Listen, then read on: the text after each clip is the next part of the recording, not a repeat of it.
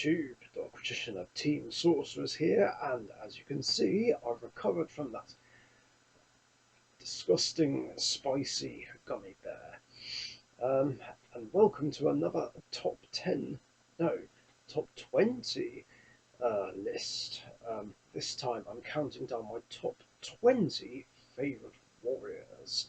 And this is probably going to be split into two parts because apparently a couple of you guys didn't like that the top 20 spellcaster video was almost an hour long. So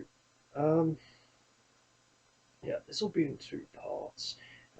See, I generally prefer not to split things like this into two parts because it's just easier for me to do it all in one video. But if splitting it in two parts makes it easier for you guys to watch, then that's fair enough. So be it. Now, anyway, warriors, of course, along with spellcasters, are my favourite monster type in the game. Like, literally, it's very hard for me to pick between the two, which one I like more. Yeah, because, big fan of the Dark Magician and Heroes. So yeah, let's count them down. Let's kick it off. So starting things off at number 20 is a classic, the Flame Swordsman. Probably a bit random, I know, but I've always liked the Flame Swordsman, Joey's favourite card. It's kind of weird though that in the anime it's a normal monster, whereas in the real game it's a fusion. So yeah, I kind of hate how it needs. You'd need to run Polly, Masaki, the legendary swordsman, and Flame Manipulator just to make this guy. But that's okay though. It's the Flame Swordsman. He's still a really cool card. Of course, Metamorphosis did make this guy a lot easier to summon in the days of Goat format and slightly after, until it got banned, of course. But he is an awesome instant fusion target. In fact, I actually played him in both my Stardust Assault mode and Majestic Star Dragon decks. Because what I ended up doing with my Majestic Star Dragon deck was play 3 copies of Instant Fusion and play 3 Warrior Fusions. This, Elemental Hero Mariner, and I can't remember what the other one was. This was just in case I decided to Synchro Summon Colossal Fighter and gain more attack points. So, yeah, Flame Swordsman's still a lot of fun, all the same. In at number 19 is another card that Joey uses, Gearfried the Iron Knight. Another card that I've always liked since the early days of Yu-Gi-Oh! I mean, his effect is pretty situational, but it's something that can be searched off Rota. He's an 1800 beta, and that's nothing to sniff at. I like playing this in, whatever deck I could back in the early days. I even randomly played it in my Dark Paladin deck at one point, just because I wanted a low-level beat stick. But of course, he ended up being played in my Warrior deck, even in more recent years. Though the effect was basically more useful in Goat format and basically any format where Snatch Steal was legal. It's just a nice casual monster that isn't affected by it. Either that or Mask of the Accursed. Some people would play that. And Paralyzing Potion. Um, things like this can come up, or could come up, like, in those days. Of course, these days though, nobody really plays any equips with negative effects. But still, didn't stop me playing this in my generic warriors anyway. Um, there was even a point where I tried to make a deck based around Gearfried and his upgraded form, Gearfried the Swordmaster. But, it wasn't too great, to be honest, even when I tried to rebuild it for the 15 years of Yu-Gi-Oh! Celebrations. Well, for me personally, when I was trying to rebuild almost every deck I ever played, I did try and make a deck based on this and Gearfried the Swordmaster, but it was just too inconsistent. It didn't work very well. It's a pity because I like those guys. It would be cool to see them get more support in the future. Um, Either way, Gearfried has always been a fan favourite. In at number 18 is Strike Ninja. Um, Pretty much guessed that based off the fact that I played a variant of Dark Magician called Dark Magic Strike. If you've been watching recent videos about it, you'll know that the strategy did involve using Strike Ninja to banish 2 scout planes from my graveyard, banish itself, have the 3 monsters come back, then tribute the scout planes for Dark Magician or Dark Magician of Chaos. Um, it was fun. Well, still is fun. I had a couple of past format variants of the deck, one from April 06 and another which is still in the works in real life from April 14. So yeah, you can tell, can't you, that I've had so much fun with this card. Of course, it was even better like back in the day, when we were allowed to use Graceful Charity and Dimension Fusion. Just draw 3, discard 2 scout planes if need be. Of course, if I ended up banishing other dark monsters, then they can't come back. Which is why Dimension Fusion was big in that deck. And I could bring back Dark Magician of Chaos as well, which was awesome. And I also played Soul Absorption as well, just to gain 500 life points each time a card is banished. So that was pretty good because I was always able to afford to pay for Dimension Fusion, so it was awesome. I mean, I could play a current format version of the deck if I wanted to, but what can I say? Pure is just a lot more fun. In at number 17 is Elemental Hero Ocean. Now, I did talk about this guy in my favourite Elemental Hero deck list. Not deck list, top 10 list. So there's not much I can say about him that I haven't said already, but he's an awesome hero. I like him. I mean, the artwork is amazing, especially, well, particularly the hollow version, but yeah, not that I'm a rarity for, but still. It just looks nicer as a hollow, but either way, hollow or not, the artwork is amazing. I do like his effect. It's kind of annoying though that I have to wait till my standby phase to do it, considering he has low stats and isn't likely to stay on the field very long. But provided I can keep him around, he's just great. Just bouncing a Stratos off the field or in the graveyard to my hand, and then using his effect again. they were a fantastic dynamic duo. Um, Again, I wish I had the room to continue playing Ocean in my Elemental Hero deck, but I'm lacking space. And it's unfortunate. I do like that we can play 3 copies of Stratos, but it does kind of stop me playing other heroes that I want to play. Like I miss playing Ocean and Voltic and Bubble Man.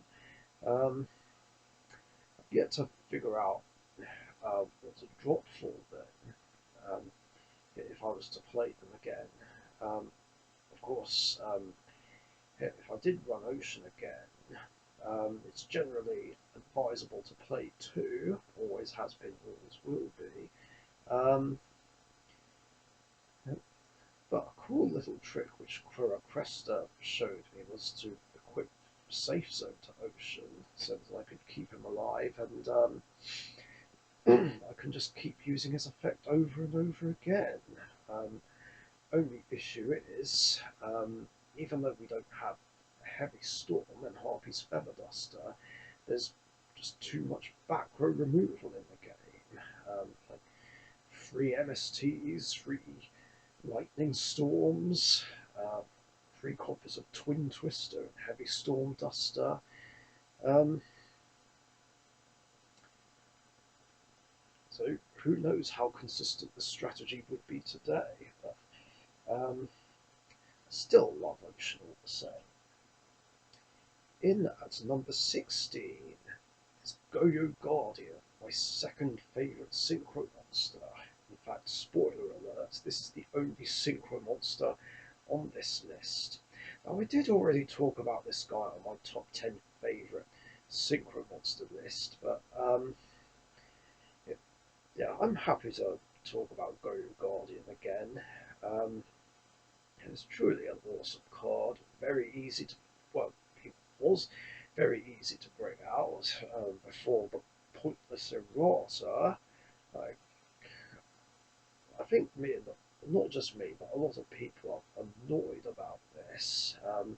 It's like, um, even before the errata, he wasn't even being used that much, and he's generally easy to counter nowadays.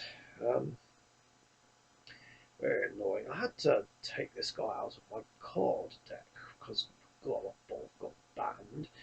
Um, Thankfully, I can still play him in my Summon Skull deck because Psychic Wielder is an Earth Tuner. Um, so I can easily bring him out of that deck, no problem. Um, and of course, there are my past format decks. Well, if we're talking pre-March 2011, of course. uh, um, yeah, it's a lot of fun attacking and destroying a monster and stealing it for my own purposes. I'm willing to do whatever with it, really. I think I already brought up this story, but there were a couple of memories, funny memories I have in duels where in one I used Monsterborn to steal one of Derek's Goku Guardians. I was using Elemental Heroes, he was playing Teledad, and the Goku Guardian I took, and the Goku Guardian he had on the field kept fighting over Blade Edge. We were just constantly attacking it, and he was switching sides. It was so funny. And then a few months later, um, the same thing happened in a game I had with Steve-O, only it was his Stardust Dragon, which we kept attacking over, kept switching back and forth. The only difference was I was using a Goku Guardian of my own, and then he had to go and ruin the fun of it by sacrificing Stardust for Ryukoki. Party pooper. I'm joking. Love you, Steve. No homo. Anyway, yeah. Goku Guardian's awesome if it's able to be played in a deck. It was kind of unfortunate that he got banned back on the March 11 list, but he came back eventually. In at number 15 is number 39, Utopia, his second favourite Xyz and favourite number monster. He's already been talked about twice. Not much I can say about him that I haven't said already. And by the way, I know this one's a bit banged up, but again, I did not leave it in that condition. It was like that when I had it. If I was the original owner, he would not be in this condition. Same goes for any card in my possession. So yeah, first Xyz I ever played. Then again, same goes for every Xyz really. And I just like playing him in anything that can make rank 4s. Like if the opportunity's there, I'll throw him in, and even add Utopia the Lightning, of course. It's just kind of a shame, really, that he's only really used nowadays to go into Lightning. Nobody ever uses him for his own effect anymore. I mean, I'm still happy to if need be. And of course, there's only 2 decks where I have Utopia, but not Lightning. The Yuma character deck and my past format legendary hero deck. So I still have him in there just because he's one of the main cards and will use his effects. But other than that, he's still a cool 2500 beta that I've just stuck with for the past 9 years, really. Never been able to really do without him. Unless, of course, it's a deck that doesn't need rank 4s.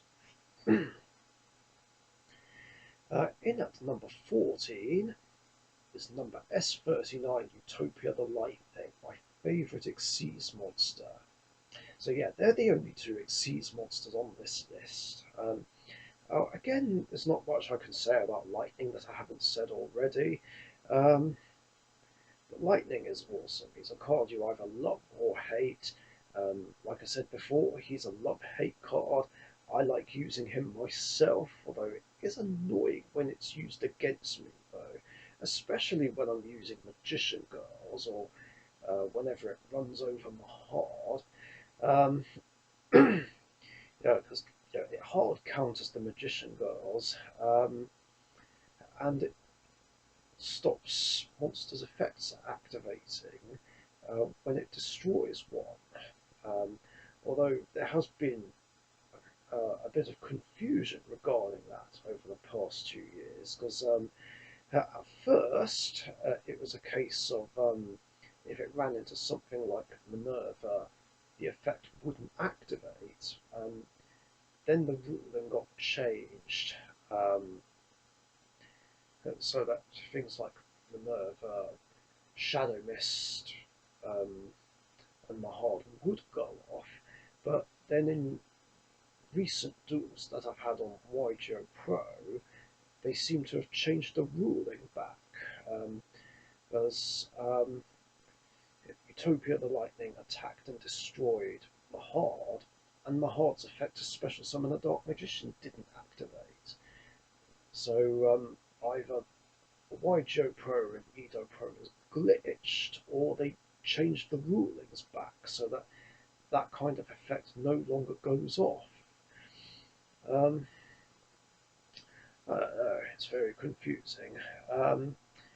All the same, though, if I'm the one using Lightning, I have no complaints. So, yeah, I like a lot of variants of original Utopia, Ray V, Ray Victory. Well, I just like Lightning even more, just because he's just easier to use, doesn't need a rank up spell, and it's just something to easily bring out just like that. And allows me to attack with safety, and it helps me get rid of monsters that are either unaffected by core effects, like Ultimate Falcon, or just generally something that can't be targeted or destroyed by core effects, like Blue Eyes Chaos Max Dragon or Lunar Light Leo Dancer. So very, very handy card. Um, gotta love it. In at number 13 is another classic, Blackmaster Soldier, the original one. Um, Again, he was on another list I did, my top 7 favourite rituals. Yeah, it was a top 7 list because I was awkward like that. Um, so again, there's not much I can say that I haven't said already, but it's a fun card, very fun card. Probably not too usable in the earlier days of the game, but of course that changed when um, Blackmaster Soldier got his own support. Um, and of course, Beginning Night and Twilight Nights generally gives this guy a buff, gives him added effects, therefore turning him into an effect monster. Um,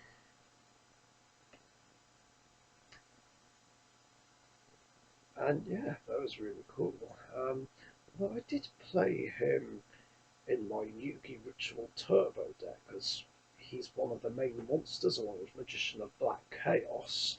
Um, like I said, I built it as an excuse um,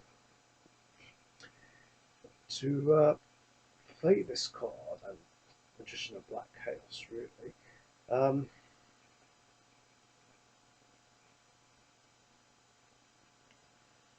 yeah, and he was also present in my other Yugi deck, the one for Skeleton Character Tournaments.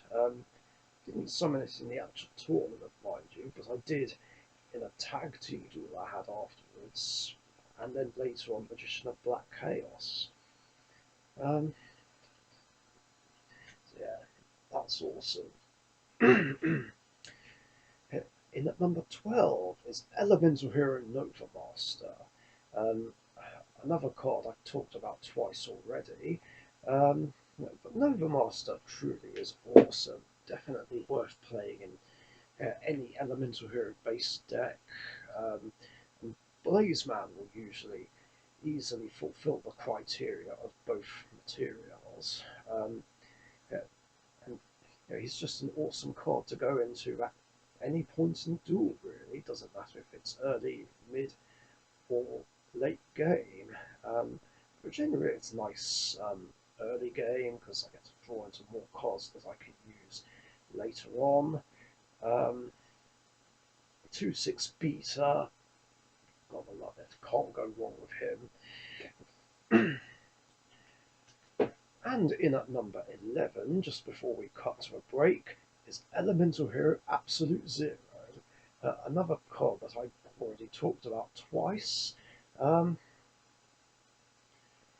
But yeah, Absolute Zero, one of the best Elemental Hero fusions in the game, arguably. You should always have at least one on hand. I generally prefer to play two, but obviously in recent years I've not had the room to play two. Um, but yeah, he's pretty much the safety net of hero decks, really. Pretty much anyone. I mean, he's the only one of the 6 Omni Elemental heroes that can use any hero monster, not just the elemental ones, which made him splashable in things like some variant of Destiny heroes, also Zero Dad as well, because Malicious or Stratos can make this guy, along with things like Hydrogeddon, Mobius the Frost Monarch, Treeborn Frog. Uh, Not that I like Mobius, I hate Mobius because I hate monarchs. Um, but I did like the versatility um, surrounding this card. Um, I'm just remembering now that that one time I played against Dark Cell 1989 in person. First time I ever duelled him. I was using Prismagician. He was playing uh, Zero Dad. Um, it was a fun match. Game one was very close. Could have gone either way. Game two was more in his favour because I bricked. Although when I finally did have something, he dropped super polymerization and fused my Prisma with one of his water monsters. um, it was all good. But yeah, anyway, he's also a safety net of hero decks, which I really like because the opponent can't really do anything to get to my life points without getting rid of this guy first. Unfortunately, though, he's a bit too easy to counter nowadays. Like, first of all, there was Honor Rock, which can just attach it just like that, and rather annoyingly, like I said before, his effects to destroy the opponent's monsters doesn't activate if he's attached to an Xyz monster and then detached from it. Um, and of course, there is also this annoying ruling, which I believe came into effect recently, where if he's bounced off the field back to the extra deck, his effect doesn't activate, which is irritating.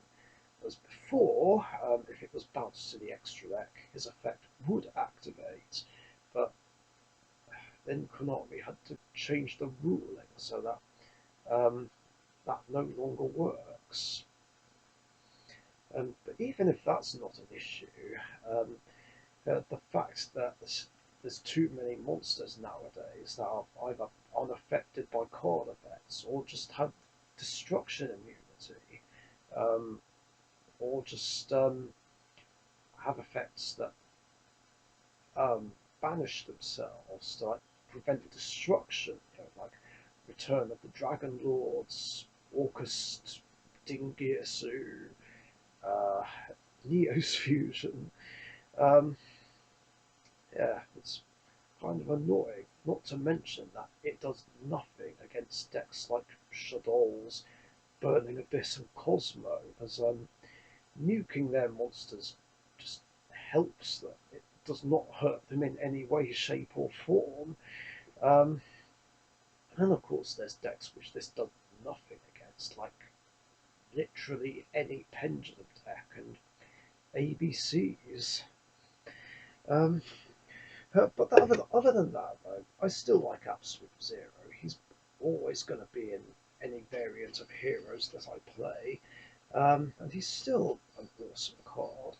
Um, and it's this video is almost half an hour long, so I'm gonna cut to a break here. So stay tuned for part two.